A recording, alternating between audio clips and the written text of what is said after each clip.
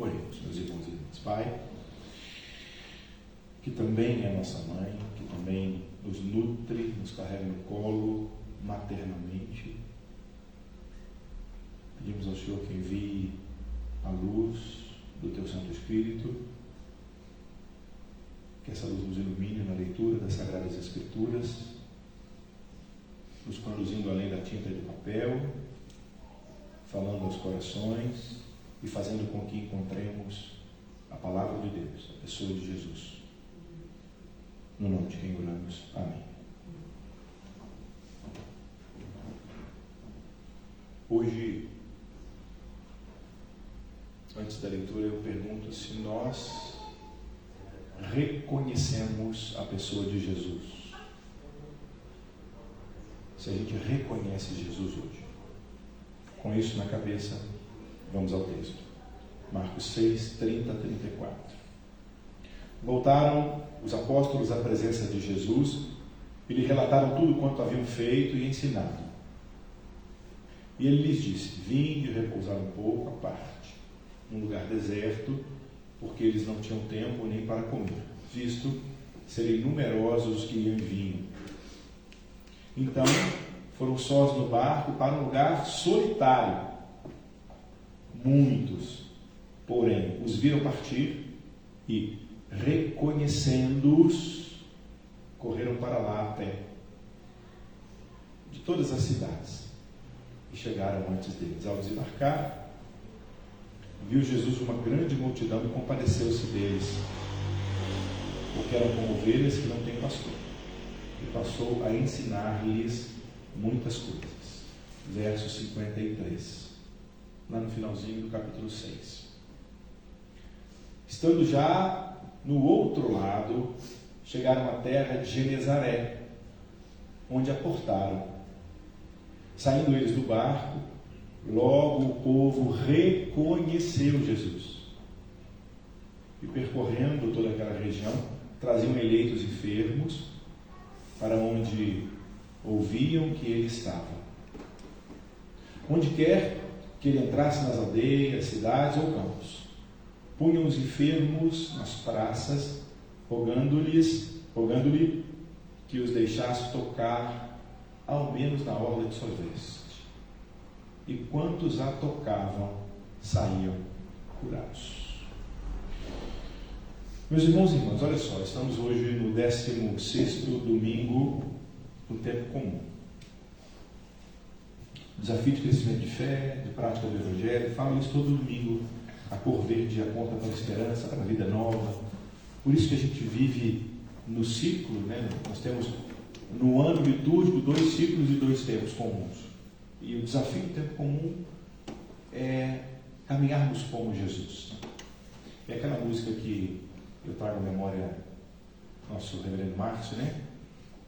Amar como Jesus amou, viver como Jesus viveu, sorrir como Jesus sorria, né? Fazer o que Jesus fazia. É isso. É a mimética. É olhar para Jesus como modelo, como exemplo e seguir os passos. Tê-lo como modelo, como paradigma. Tá bom? É esse o desafio do verde do tempo comum. E hoje nós temos 2 textos que são ligados.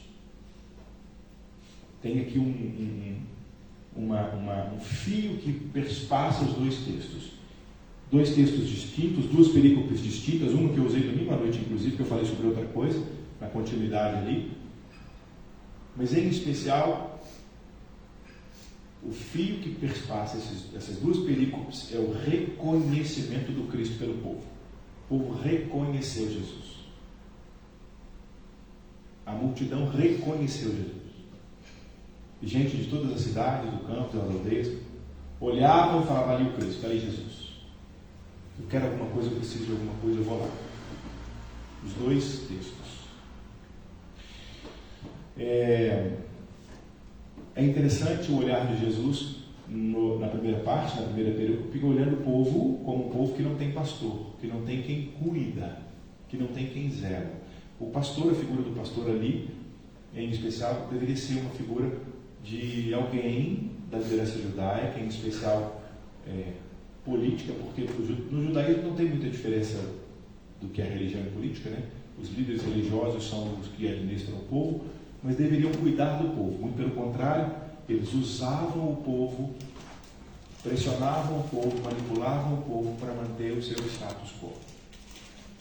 Na escola dominical hoje estudamos que a Páscoa, que deveria ser a Páscoa do Senhor de libertação das opressões, dos males da vida, ela é chamada por João de Páscoa dos judeus, não do Senhor mais, porque era uma Páscoa que os líderes religiosos judaicos usavam para a manutenção da sua vida, pegando recursos vindos do povo, e pouco simples inclusive, para manter o seu status de sacerdote, para viver ali com as ofertas trazidas pelo povo.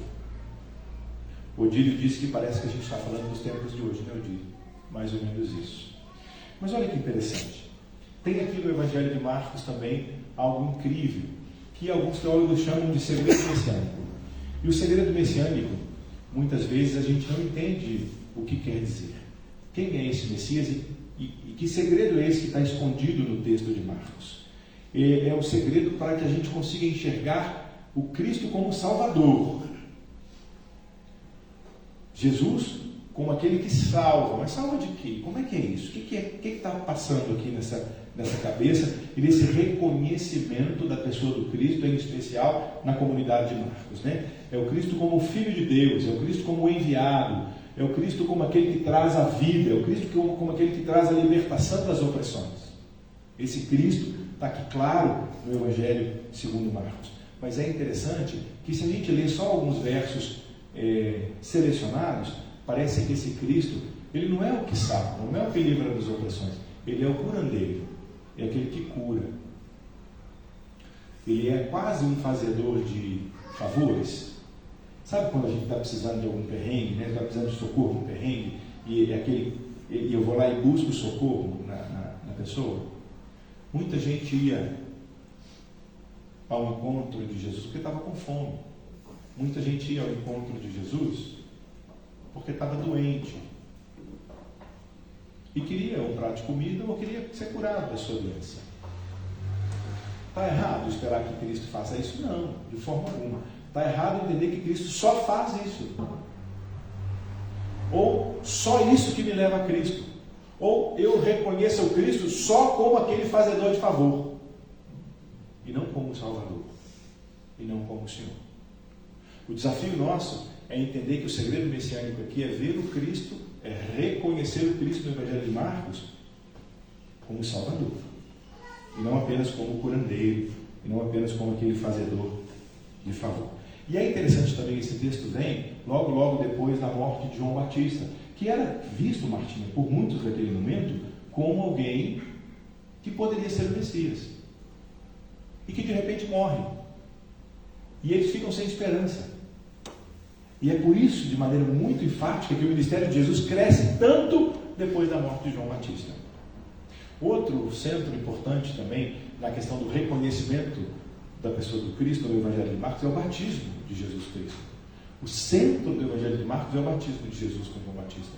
Porque acontece no batismo, que eu já cansei de falar aqui várias vezes, a epifania, a manifestação do Pai, esse é meu filho em quem eu tenho muito prazer, a presença do Espírito com a pomba, né? E a presença do Filho se submetendo ao batismo para cumprir toda a justiça e para deixar o exemplo do sacramento para a gente, estabelecendo ali o sacramento inclusive, né?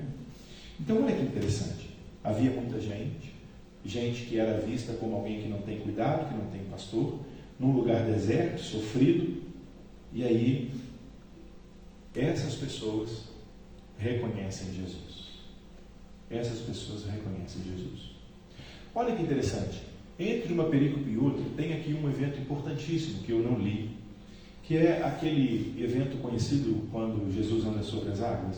Lembra que eles atravessam o lago, né? Esse mesmo lago, está aqui entre um texto e outro. E os discípulos, no primeiro momento, queriam descansar, eles estavam cansados, eles estavam vindo daquela missão que Deus deu de 2 em 2, depois eles retornam contando tudo para Jesus, eles queriam descansar, e são reconhecidos pela multidão, e Jesus deixa o descanso de lado e vai cuidar da multidão, porque ele se compadece da multidão. E logo eles voltam para outro lugar, e Jesus fala assim: agora eu preciso orar, E Jesus vai para um monte e eles vão sozinhos no mar. E Jesus diz: eu vou encontrar vocês. E como que Jesus vem? Andando sobre as águas. E o que acontece com os discípulos quando olham um homem andando sobre as águas? Eles têm medo. Por que eles têm medo? Porque os próprios amigos de Jesus, prestem atenção, meus irmãos e irmãs, os próprios amigos de Jesus não reconheceram Jesus. Então a gente tem uma perícope onde o povo reconhece Jesus. Logo depois, uma parte do texto onde os próprios amigos de Jesus não reconhecem.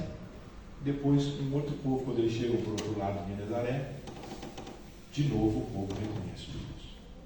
Eu pergunto, será que a gente pode correr o risco de ser alguém tido como amigo de Jesus e que olha e não reconhece Jesus Cristo? Qual Jesus estamos procurando hoje? Quem é Jesus para nós hoje? Será que Jesus é um curandeiro? Será que a gente busca Jesus só a solução das nossas dificuldades? Será que a gente busca Jesus só quando a gente não está conseguindo pagar a fatura do cartão de crédito? Será que a gente busca Jesus só quando a gente precisa de uma bênção na saúde? Será que a gente busca Jesus só quando a nossa família não está muito boa? Será que a gente busca Jesus só quando os nossos relacionamentos interpessoais não estão bons? Será que a gente busca Jesus só quando existe um desafio? Ou a gente entende que Jesus é de fato o Senhor e Salvador das nossas vidas? É aquele que nos livra de fato de toda alienação e propõe para nós uma outra forma de vida, de viver, de pensar, de ler o mundo e de se relacionar com todos. Porque a proposta de Marcos é apresentar um Cristo que é reconhecido por aqui duas multidões sofridas, duas multidões que estavam sendo maltratadas tanto pelo sistema religioso quanto pelo sistema político. São duas multidões que buscam soluções dos seus problemas, das suas lutas, das suas opressões com Jesus Cristo. Mas o que Marcos aponta é aquilo que está lá no Evangelho de João, no capítulo 3. Assim como Moisés levanta no deserto uma cobra de bronze numa estaca, assim também o Filho do Homem tem que ser levantado. E levantado onde? Lá no deserto, Moisés levanta uma imagem como salvação, porque as serpentes estavam matando o povo no deserto. E aqui, quem olhava para aquela serpente de bronze era curado das dores que as serpentes causavam nas pessoas. Onde que Jesus foi levantado como uma serpente de bronze? Foi quando ele multiplicou o pão? Não. Foi quando ele curou um enfermo? Não. Foi quando ele ajudou alguém? Não. Ele foi levantado como uma serpente de bronze, sabe onde? No Gólgota, na cruz, na morte. No lugar de quem? No meu lugar, no seu lugar, no nosso lugar. Então o segredo messiânico aqui de reconhecer o Cristo não é reconhecer o Cristo que dá o pão, não é reconhecer o Cristo que pode me curar, não é reconhecer o Cristo que me faz o favor, é reconhecer o Cristo que amou a ponto de morrer por nós, é reconhecer o Cristo que na morte dá a nós outra vida, que a vida vem pela morte dele, pelo sofrimento dele, e que é um preço muito alto para a gente ter vida, e que muita gente desdenha desse preço, muita gente esquece desse preço, muita gente só quer o Cristo que eu venho aqui, traga uma oferta e cobre de Deus como se Deus tivesse a obrigação de me devolver alguma coisa de bênção quando eu trago uma oferta. Percebe a diferença? E eu pergunto, qual Cristo a gente conhece? A gente reconhece Jesus? Ou a gente está fazendo como os discípulos que têm medo de quem de fato Jesus é? Porque eles olharam para aquele homem caminhando sobre as águas e pensaram que era um fantasma, morrendo de medo. Exatamente no meio dos dois textos. O primeiro texto, uma multidão reconhece Jesus. O texto do meio, os amigos não reconhecem. O último texto, uma outra multidão reconhece Jesus. Aonde a gente está? Qual grupo representa a gente? O primeiro, o segundo ou o terceiro? E eu gostaria muito de que nós percebêssemos, que a gente, quando olha para a cruz, tem o desafio de reconhecê-lo ali na cruz e na ressurreição. O reconhecimento do Cristo não pode ser apenas de um Cristo que faz favor para nós. O reconhecimento do Cristo é aquele que ama a ponto de enfrentar uma morte, olha isso, uma morte como um preso do Estado, humilhado publicamente, injustamente, chicoteado publicamente, cuspido na cara publicamente, acusado de ser rei dos judeus, como se ele fosse uma ameaça ao rei César, né? Rei César aí é repetição aí, né? Que César é rei, né? Como se fosse uma ameaça a César. E é por isso que o Império Romano juntou as forças com os líderes religiosos. Para os líderes religiosos, Jesus era uma ameaça porque tirava o status dos doutores da lei, tirando o templo do centro, tirando o rito do centro, tirando a ideia de que Deus habita nesse templo construído para a ideia de que Deus habita nesses templos assentados aqui, nesse templo que nos fala. É por isso que Jesus era uma ameaça para os religiosos de sua época. E era uma ameaça ao Império Romano porque um rei que surge no meio de um povo dominado pode ser um levante de uma rebelião contra o império que domina. E é por isso que Jesus morre injustamente. Mas essa morte tem um propósito, que é para que nenhuma opressão, nenhuma violência prevaleça. Para que nada do que acontecera no caminho do Gólgota e no Gólgota aconteça hoje no nosso meio. Então, a gente reconhecer Jesus é a gente se colocar na estrada da vida para impedir violências que aconteceram no caminho do Gólgota e no Gólgota. Para que haja, vou colocar inclusive no plural, né? Para que hajam muitas ressurreições, muitos túmulos abertos, muitos lugares de morte, aonde o milagre do Cristo arreda a pedra e a vida retorna após tanta violência. Quantas violências nós passamos? Quantas opressões nós vivemos? Será que nós temos de fato a consciência de que a gente é oprimido por tantas estruturas e que a gente precisa vencer essas estruturas e sair e ter vida? Então hoje eu falo para você o seguinte, para terminar a nossa reflexão. A gente precisa olhar para o Filho de Deus, o crucificado e reconhecê-lo. A gente precisa olhar para o Filho de Deus, o ressurreto e reconhecê-lo. A gente está falando de alguém que nos dá a vida nova. Eternidade é diferente daquilo que é infinito. Tá? Infinito é um tempo contínuo. Eternidade tem a ver, inclusive, com memórias. Né? É mais ou menos aquilo que as pessoas que amam, que nós amamos e que já se foram, e que essas pessoas desfrutam da eternidade, inclusive dentro dos nossos corações. Não é verdade? Não é assim que acontece? Né? Vocês estavam aqui ao meu lado quando eu perdi minha avó em 2014, julho de 2014. Eu consigo perceber a eternidade da minha avó aqui hoje com vocês dentro de mim, inclusive. De tanto amor que eu tenho por Dona Lili, que está aqui intensa dentro de mim. Então, quando a gente fala de vida eterna, a gente está falando de intensidade, de verdade, de marca, de fazer história. Então, eu preciso que a gente reconheça um Cristo que nos dê eternidade. Uma vida que vale a pena ser vivida, que livra das opressões e que nos ajuda a sermos seres humanos melhores todos os dias. Eu encerro assim. A gente reconhece Jesus no ressurreto? A gente reconhece Jesus no crucificado? Ou a gente está achando que Jesus é só um fazedor de favor? Que Ele não seja um fazedor de favor para você. Que as bênçãos sejam apenas resultado do seu reconhecimento dele como crucificado e ressurreto. Porque aí está o segredo nesse ano, na cruz e no túmulo vazio. Que Deus nos ajude e nos abençoe. No nome dele mesmo, Jesus Cristo, nosso Senhor.